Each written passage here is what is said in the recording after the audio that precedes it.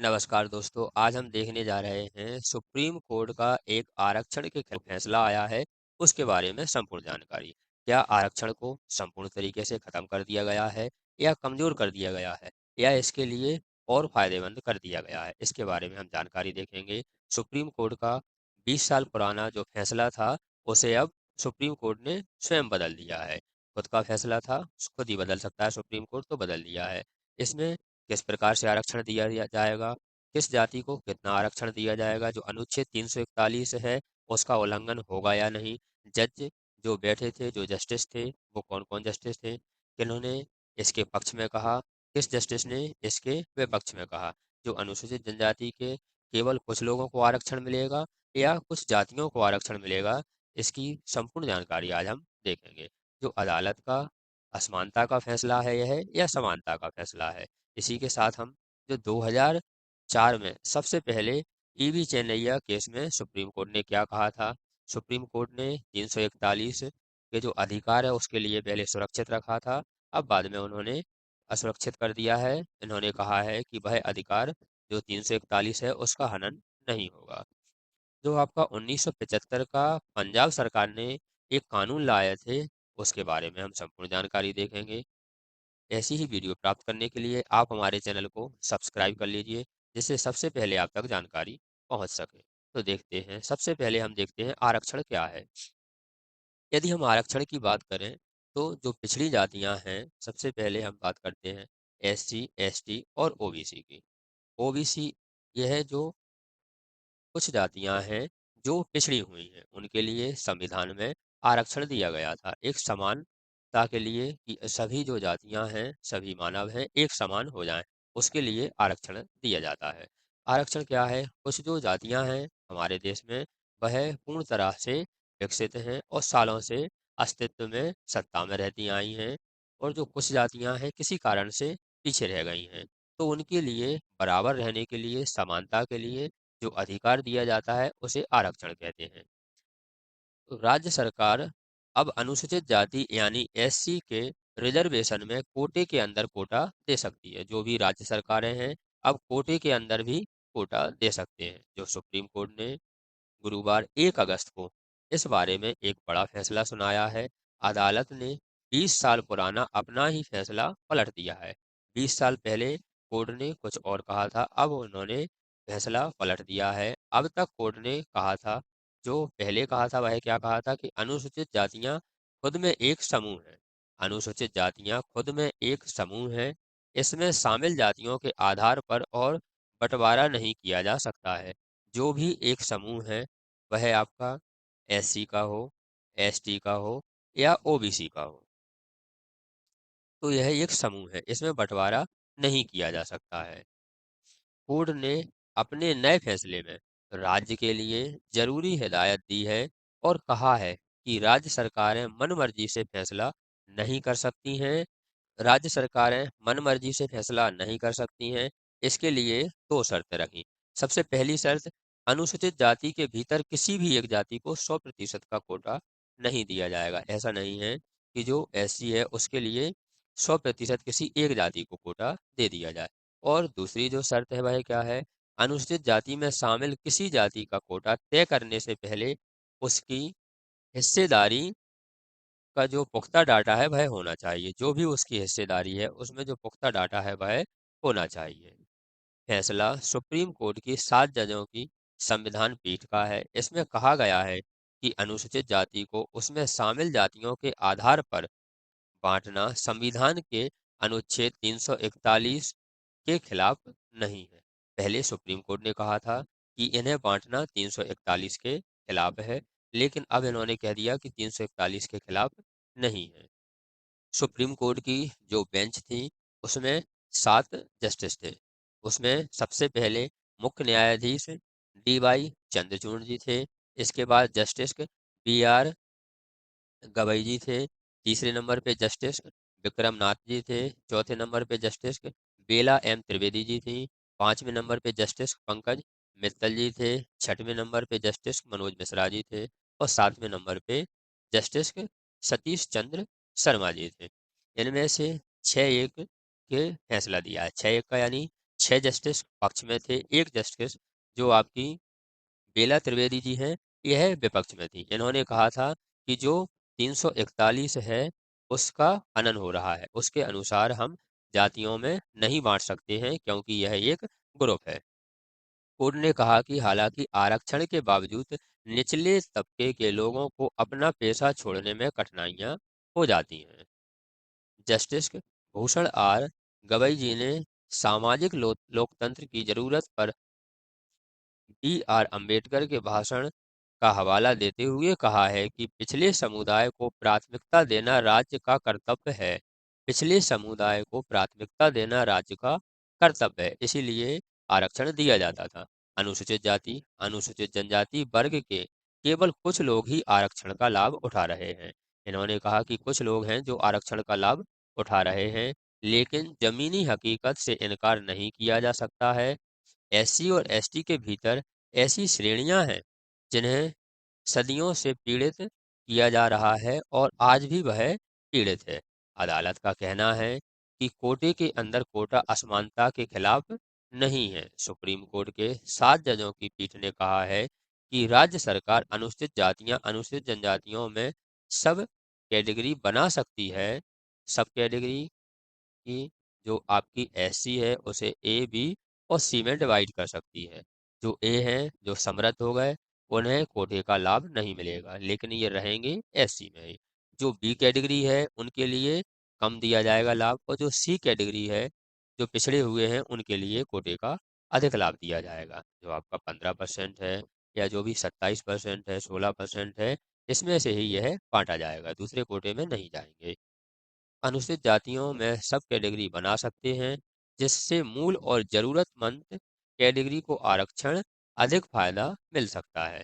Supreme court ने कहा है कि कोटे के भीतर कोटा असंगत अंतर नहीं है। इसका आधार यह होगा कि इसे लेकर राज्य मनमर्जी से कायम नहीं कर सकते। ऐसा नहीं है कि एक बार लागू कर दिया तो राज्य अपनी मनमर्जी से लागू कर दें। राज्य की गतिविधियां न्यायिक समीक्षा के अधीन होंगी। इसके साथ ही अदालत ने इसके लिए पूरा जो आपका डाटा है वह होना चाहिए कि किस जाति की कितनी हिस्सेदारी है। इसके साथ ही अदालत ने 2004 में ईवी चेन्नैया मामले में दिया गया सुप्रीम कोर्ट का फैसला 5 जजों की जो बेंच बनाई थी उसने दिया था, उसको अब स्वयं पलट दिया है। मौजूदा पीठ ने 2004 में दिए गए फैसले को दरकिनार कर दिया है, जिसमें सुप्रीम कोर्ट ने कहा था कि एससी और एसटी जनजातियों में सब कैटेगरी नहीं बनाई जा सकती है। जो ईवी चेन्नैया केस था उसमें फैसला सुनाया था 2005 में सुप्रीम कोर्ट ने की संवैधानिक बेंच ने यह फैसला दिया था, एससी या एसटी वर्गों में उपवर्गीकरण का अधिकार राज्य को नहीं होगा। उपवर्गीकरण नहीं किया जाएगा। संविधान के अनुच्छेद 341 का हवाला दिया था। इसी के साथ अनुच्छेद 341 केवल राष्ट्रपति को ही एससी एसटी में जो बदलाव करने का अधिकार है वह दिया गया था। ये 2004 में आया था, 5 में फैसला सुनाया था कि जो भी अनुसूचित जाति और जनजाति में बदलाव करने का अधिकार है वह किसको है? राष्ट्रपति को। और राष्ट्रपति किसके अनुसार चलता है? केंद्र के अनुसार। तो यह बदलाव करने का अधिकार केंद्र को है। लेकिन केस की टाइमलाइन क्या थी? अगस्त 2010 में सुप्रीम कोर्ट ने 3 जजों की बेंच के सामने सुनवाई हुई थी। अब ये जो केस का फैसला दिया है उसके बारे में देखते हैं। अगस्त 2010 में सुप्रीम कोर्ट की 3 जजों की बेंच के सामने सुनवाई हुई थी। मामले को संवैधानिक बेंच को रेफर किया गया था। 3 जजों के सामने सुनवाई हुई और मामले को संवैधानिक बेंच के लिए रेफर कर दिया गया था। फरवरी 2005 में 5 जजों की संवैधानिक बेंच ने सुनवाई हुई थी। 5 जजों की संवैधानिक बेंच ने सुनवाई हुई थी। अगर राज्य के पास आरक्षण देने का अधिकार है तो उसके पास वर्गीकरण करने का भी अधिकार होगा। कोर्ट ने अब क्या कहा है कि यदि राज्य को आरक्षण देने का अधिकार है तो उसे वर्गीकरण करने का भी अधिकार दिया जाना चाहिए। राज्य को आरक्षण की सूची में बदलाव करने का संचित अधिकार नहीं होगा, उसे पूरा डाटा देना पड़ेगा तभी यह बदलाव कर सकते हैं। इसकी शुरुआत कहाँ से हुई थी? इसकी जो शुरुआत है सब कैटेगराइजेशन की, उप वर्गीकरण की, यह 1975 में शुरुआत हो गई थी। 1975 में पंजाब सरकार ने आरक्षित सीटों को दो श्रेणियों में विभाजित करके अनुसूचित जाति के लिए आरक्षण नीति पेश की थी। 1975 में पंजाब सरकार ने जो आरक्षित सीटों को दो श्रेणियों में बांट दिया था और अनुसूचित जाति के लिए आरक्षण नीति पेश की थी। एक वाल्मीकि और सिखों के लिए थे, जो मजहबी सिख थे और वाल्मीकि थे उनके लिए, और दूसरी बाकी अनुसूचित वर्गों के लिए थी। 30 साल तक यह नियम लागू रहा। 1975 से 1975 से यह 2005 तक लागू रहा। 30 साल तक यह नियम लागू रहा। इसके बाद 2006 में मामला पंजाब और हरियाणा हाई कोर्ट में पहुंचा। यह मामला 2006 में पंजाब और हरियाणा हाई कोर्ट में पहुंचा और ईवी चेन्नैया बनाम आंध्र प्रदेश राज्य मामले में सुप्रीम कोर्ट में, जो पंजाब में चल रहा था, अच्छा खासा चल रहा था, उनने नियम बनाया और सबने मान लिया था। इसी के साथ आंध्र प्रदेश राज्य के मामले में, जो ईवी चेन्नैया बनाम आंध्र प्रदेश राज्य के मामले में सुप्रीम कोर्ट में 2004 में एक फैसला पहुंचा। उसमें सुप्रीम कोर्ट ने हवाला दिया कि पंजाब सरकार को यह झटका लगा। जो इसने निर्णय दिया सुप्रीम कोर्ट ने, तो पंजाब सरकार को झटका लगा और इस नीति को रद्द करना पड़ा।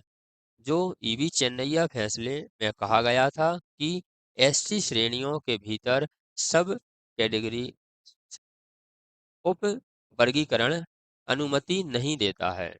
सुप्रीम कोर्ट ने कहा था कि ऐसी कैटेगरियों के भीतर उप वर्गीकरण की अनुमति नहीं होती है, नहीं है, क्योंकि यह समानता के अधिकार का उल्लंघन है। तो जो पंजाब सरकार का 1975 से 30 साल तक फैसला रहा, उसे पंजाब सरकार को रद्द करना पड़ा। क्योंकि पंजाब सरकार को रद्द करना पड़ा क्योंकि सुप्रीम कोर्ट का आदेश सभी को मानना पड़ता है। ईवी चेन्नैया केस फैसला 2005 में सुप्रीम कोर्ट की संवैधानिक बेंच ने दिया था। एससी एसटी वर्ग में उप वर्गीकरण का अधिकार राज्यों को नहीं है। संविधान के अनुच्छेद 341 का हवाला दिया था। साथ ही साथ कहा था कि अनुच्छेद 341 केवल राष्ट्रपति महोदय को ही अ, इसमें बदलाव करने का अधिकार है। जो 1975 में पंजाब सरकार का नियम था, वह श्रेणियों में विभाजित करके अनुसूचित जाति के लिए आरक्षण नीति पेश की थी, जो एक वाल्मीकि समाज के लिए, दूसरी मजहबी सिखों के लिए थी, जो हमने ऊपर बता दी है। बाद में पंजाब सरकार ने 2006 में वाल्मीकि और मजहबी सिखों को फिर से कोटा दिए जाने को लेकर एक नया कानून बनाया। पंजाब सरकार यहीं तक नहीं रुकी, इन्होंने बाद में एक कानून बनाया जिसे 2010 में फिर से हाई कोर्ट में चुनौती दी। हाई कोर्ट ने इस नीति को भी रद्द कर दिया। जो पंजाब सरकार ने 2010 में नियम बनाया, उसे भी रद्द कर दिया। ये मामला सुप्रीम कोर्ट तक पहुंचा। यह मामला सुप्रीम कोर्ट तक पहुंचा। पंजाब सरकार ने तर्क दिया। पंजाब सरकार ने तर्क दिया। अब क्या तर्क था, देखते हैं। तर्क पंजाब सरकार ने तर्क दिया कि इंदिरा साहनी बनाम भारत संघ में सुप्रीम कोर्ट के 1992 के फैसले के तहत यह स्वीकार था, जिसमें अन्य पिछड़ा वर्ग ओबीसी के भीतर सब कैटेगरी की अनुमति दी थी।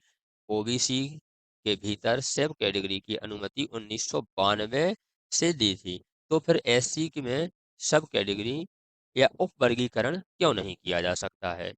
पंजाब सरकार के तर्क दिया, अनुसूचित जाति के भीतर यह नियम क्यों लागू नहीं हो सकता है। यह रहा आपका आरक्षण का ग्राफ, जो एससी और एसटी के लिए 22.5% है। 22.5 22.5% आरक्षण है। इसी के साथ ओबीसी के लिए 27% आरक्षण है। ईडब्ल्यूएस यानी जनरल के लिए 10% है और जो जनरल में आते हैं उनके लिए 40.5% आरक्षण है। तो लोगों का कुछ अलग अलग मत हैं। सबसे पहले तो यदि हम पक्ष में बात करें तो पक्ष वालों का यह मत है कि ये जो आरक्षण दिया जा रहा है, यह नहीं होना चाहिए, क्योंकि आरक्षण से समानता नहीं होती है। यह जो पक्ष वाले हैं, जो जो फैसला आया है उसके पक्ष में है, मतलब आरक्षण के विरोध में है। उनका यह कहना है कि इन सभी का आरक्षण खत्म कर देना चाहिए। इसी के साथ साथ जो आरक्षण के पक्ष में है, उनका यह कहना है कि जो मानव समाज है, इतिहास से ही कुछ जातियों का दमन होता रहा है। कुछ जातियां आज भी सभ्यता से पीछे हैं, इसीलिए उन्हें आरक्षण देकर समानता की राह पर लाया जा सकता है। जो आरक्षण है वह एससी और एसटी का 22.5% है, ओबीसी का 27% है और ईडब्ल्यूएस का 10% है। और इसमें जो जनरल है उसमें सभी आते हैं। ये तीनों इसमें आ सकते हैं। जब यह आपका 40.5 और 10% मिला के आपका हो जाता है 50.5। तो जो आरक्षण मिला है उनका कहना है कि जनरल के लिए 50.5 आरक्षण दिया गया है, उससे किसी को विरोध नहीं है। तो एससी एसटी को 22.5%, ओबीसी को 27% और ईडब्ल्यूएस को 10% से क्या घाटा हो सकता है। तो ये कुछ तर्क वितर्क थे जो हमने आपको बताए। कुछ पक्ष में हैं, कुछ विपक्ष में हैं, उनके बारे में हमने आपको बताया। 2020 में सुप्रीम कोर्ट की 5 जजों की बेंच ने पाया कि ई चेन्नैया बनाम आंध्र प्रदेश राज्य के फैसले पर एक बड़ी बेंच द्वारा फिर से विचार किया जाना चाहिए, जिसमें कहा गया था कि एससी श्रेणी के भीतर सब कैटेगरी उप वर्गीकरण की अनुमति नहीं है। इसके बाद में सीजेआई के नेतृत्व में 7 जजों की बेंच का गठन किया गया, जिसने जनवरी 2024 में 3 दिनों तक फैसले में दलील सुनी और उसके बाद अपना फैसला सुरक्षित कर लिया। जो फैसला था वह सुरक्षित कर लिया। और सुप्रीम कोर्ट ने 2004 के फैसले में कहा था, जो 2004 के फैसले में सुप्रीम कोर्ट ने कहा था कि राज्य सरकार के पास आरक्षण देने की अनुमति एससी एसटी और अनुसूचित जाति और अनुसूचित जनजाति में सब कैटेगरी उप वर्गीकरण करने का अधिकार नहीं है। एक बार फिर सुनवाई के समक्ष मुख्य मुद्दा एससी और एसटी कैटेगरी के भीतर सब कैटेगरी कोटे के भीतर कोटा उप वर्गीकरण का है। अब कोड यह बताएगा कि क्या अनुसूचित जाति अनुसूचित जनजाति को सब कैटेगरी रिजर्वेशन मिलेगा या नहीं, या राज्य विधानसभाओं के पास कोटे के भीतर कोटा लागू करने का अधिकार होगा या नहीं होगा। भीतर कोटा लागू का अधिकार होगा या नहीं होगा। जो आपका कोटा है वह आपको सरकारी नौकरियों में, इसी के साथ सीटों में, इसी के साथ आपके कॉलेजों में ये दिया जाता था। सरकारी सर्विस में और जो आपकी लोकसभा राज्यसभा की जो सीटें हैं उनमें और कॉलेजों में दिया जाता था। अब जब कोटे के अंदर कोटा होगा तो आपके सरकारी नौकरियों में, जो आपके चुनाव सीट हैं उसमें और कॉलेजों में यह आरक्षण दिया जाएगा या नहीं दिया जाएगा। अगर दिया जाएगा तो किन जातियों को दिया जाएगा, नहीं दिया जाएगा तो यह एससी में होते हुए जनरल के समान सीटों में रहेंगे, कॉलेजों में फीस भरेंगे और नौकरियों में टेस्ट फाइट करेंगे। यह रही संपूर्ण जानकारी। इस जानकारी में आपको क्या लगता है, आप कमेंट बॉक्स में अवश्य बताएं कि यह सुप्रीम कोर्ट का जो फैसला है वह सही है या गलत है। इसी के साथ ऐसी ही वीडियो प्राप्त करने के लिए आप हमारे चैनल को सब्सक्राइब कर लीजिए, जिससे सबसे पहले आप तक जानकारी पहुंच सके। हम ऐसी ही वीडियो लाते रहते हैं अपने चैनल पर। वीडियो अच्छी लगी हो तो लाइक शेयर कमेंट करें। Thank you for watching video.